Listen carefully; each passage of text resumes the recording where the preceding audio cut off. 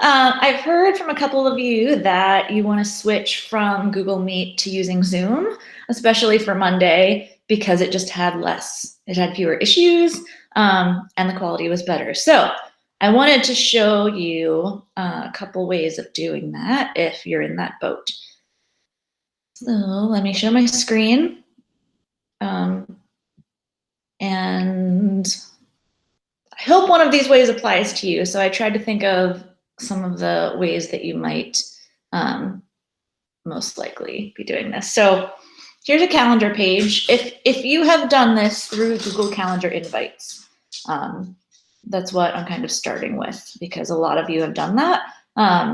So yeah, ignore my calendar there because it doesn't apply anymore. But I made this event. So we'll pretend that this is a class that I had as a Hangouts meet, as a meet there with that link. And that's been my class so far. It's been fine, but I want to switch to a Zoom meeting. So this is the sample one that we're going to change. The first thing I actually suggest doing is making sure you have your Zoom account set up before you even change that. So if you haven't done that, let me start here to show you. When you go to Zoom, zoom.us, that website, you'll just sign in. You already have an account with your school Google account. So I just signed in with Google. And then you'll click on your school account, your ComDay one. So the main page will look like this. These are some sample meetings that I was playing with yesterday. So some things to pay attention to. I would recommend going to your settings because there's something that I recommend changing right away. So in your settings, let's see, here we go. So this was turned on, I think by default. I would say don't require a password because it just adds another step of difficulty in the process. If students can just click on the link and get in there, then it's just easier. There's fewer things that could go wrong. So I would turn off all of these password settings for me.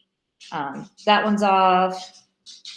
Embed password in meeting. Okay, so that means you don't need a password. It's in the link. Yeah, I have all of them turned off now. Okay, so it just kind of saves itself. You'll just leave that there.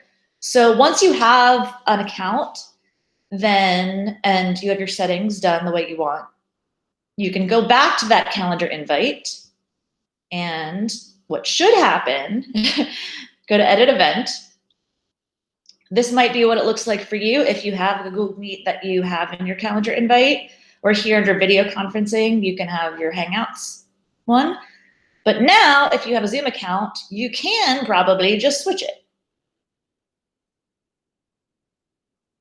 Yeah, so because we've turned off those password settings, then it just gives them that link that they can click on, and they don't need a password to sign in. It should be that simple. So if you already have your calendar invite set up and you want the easiest way possible to switch it, then that's probably the easiest way. If you just set up your account and then switch that button that's right there from Hangouts to Zoom, and it'll create a new meeting link, and then they can join using that. Another way that might be easy, because I'm all about simplicity here, is in your Zoom account, you have this personal meeting ID. So what we just did, created a new link, like a unique link that students can join into that room for that time of day. There's an option that I think is really simple that I keep pushing because I like it. This link is sort of like your own personal link, where you can use that as like your own personal room or classroom if you want.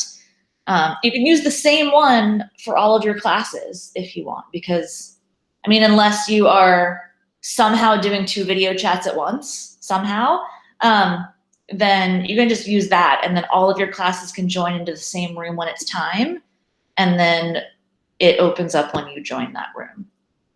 So another option, if you're like me, is just to copy and paste that link. You can either send your students an email saying, this is our classroom. Whenever we have class, join using this link. And no password required. It'll just pop them in there. You can also put it into your event. So let's say you didn't want to use this option here. Let's close that out. Let's get rid of that. But you wanted to use that permanent room that's like your own personal room. You can paste that in the location. You can paste it in the description, just so that it's in that event, so people joining have that link and can get to it. So those, yeah, see, it's there now. Especially with, there, the link is there. If it's in the description, looks like it's clickable for both. So either in the location or in the description, then they can click on it and join. I'll even do it right now just to show you that it works. It's instant. Even for you as the host, it should just take you right there. There we go. We're in. And for students, it should be the same way. Okay. I apologize for my desktop. It gets a little out of hand. Okay. I'm gonna end this video because I think that's kind of the basic way of doing it. If you're having issues or if there's something else, then just let me know. Bye, everyone.